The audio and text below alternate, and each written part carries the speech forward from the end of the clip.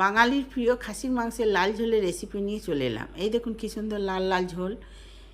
এইবার মটর নিয়ে নিয়েছি, ওতে নুন, কাশ্মীর মির্চ, লঙ্কা গুঁড়ো, হলুদ গুঁড়ো, আদা বাটা, রসুন বাটা আর তেল ছড়িয়ে আধ ঘন্টার জন্য ম্যারিনেট করে রেখে দিলাম। এদিকে কড়া বসিয়ে আলুগুলো লাল লাল করে ভেজে তুলে নিলাম। এবার ওই কড়াতেই ওই তেলই এলাচ, দারচিনি, তেজপাতা ফোড়ন দিয়ে পেঁয়াজটা দিয়ে দিলাম। পেঁয়াজটা দিয়ে ভালো করে লাল লাল করে ভাজা হয়ে গেলে টমেটোটা দিয়ে দিলাম। টমেটোটা দিয়ে ভালো করে নেড়েচেড়ে হাফ চামচ মতো নুন দিয়ে দিলাম যাতে তাড়াতাড়ি নরম হয়ে যায়। দিয়ে ক্যাপসিকামটা দিয়ে ম্যারিনেট করা মাংসটা ঢেলে দিলাম। আধ ঘন্টা ভালো করে কষতে হবে। যত ভালো কষানো হবে তত মটন খেতে ভালো হবে।